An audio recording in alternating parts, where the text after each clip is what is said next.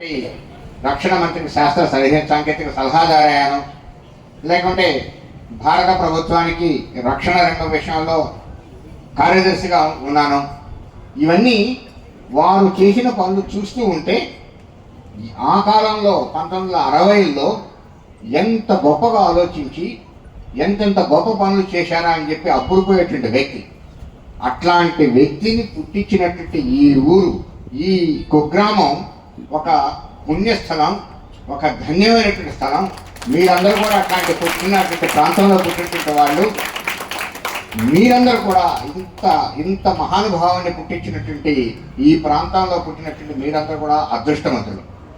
మీకు నిజంగా వారు చేసిన పరిశోధనలు, వారు చేసిన అత్యంత తక్కువ చిన్న వయసులో చేసినటువంటి ఆవిష్కరణలు, లేకుంటే వారు పుట్టి చేసినటువంటి పిహెచ్డీలు, గొప్ప శాస్త్రవేత్త సివి రామన్ గారితో కలిసి పనిచేసేటువంటి విషయాలు కానీ చూస్తే ప్రపంచంలో ఎంత గొప్ప వ్యక్తి ఈ ప్రాంతంలో పుట్టారనే విషయం తెలుస్తుంది.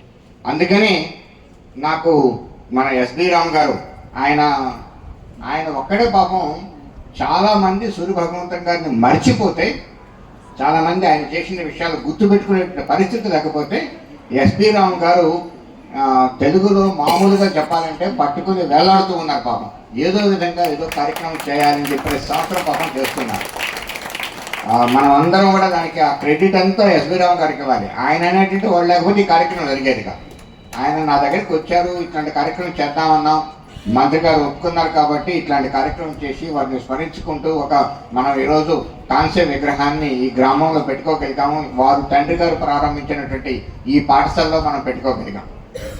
వారు ఈ ప్రాంతం నుంచి వచ్చి ఈ ప్రాంతంలో విద్యను అభ్యసించి రక్షణ శాఖ సాంకేతిక సలహాదారుగా అయ్యి, తర్వాత DRDO defence research and development ఆర్గనైజేషన్కి చైర్మన్ అయ్యి, ఇన్ని రకాల ప్రయోగశాలలు ప్రారంభిస్తూ క్షిపణుల ప్రయోగశాలను కూడా హైదరాబాద్లో ప్రారంభించి భారతదేశాన్ని క్షిపణుల రంగంలో ప్రపంచంలో మొట్టమొదటి 3-4 దేశాల్లో ఒకటిగా తయారు చేసినట్టు గొప్ప వ్యక్తి అయిన తర్వాత, దానివల్ల ఒక 2 రోజుల క్రితమే ఈ ప్రాంత వాసులకి వారు వేసినటువంటి బీజం వల్ల ఈ ప్రాంత వాసులకి ఒక మంచి శుభవార్త వచ్చింది.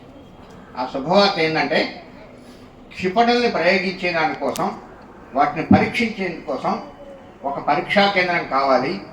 ఆ పరీక్షా కేంద్రం మన నాగాయలంక అవతల ఉన్నటువంటి సముద్రం నుంచి పరీక్షించే దానికోసం చెయ్యాలి అని చెప్పి గత 15 సంవత్సరాల నుంచి రకరకాల ప్రయత్నాలు అందరూ చేస్తూ వచ్చాం.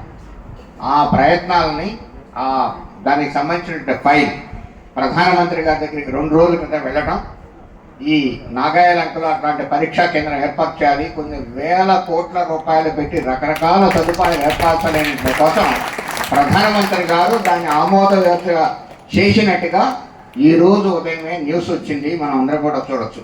ఇది ఒక గొప్ప వార్త. ఈ ప్రయోగ కేంద్రం వచ్చేదానికి కూడా ఒక రకంగా బీజం సూర్య భగవంతం గారే వేశాం.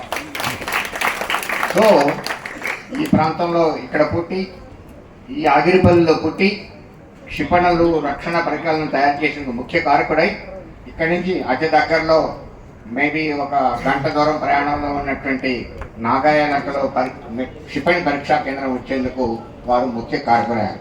దానివల్ల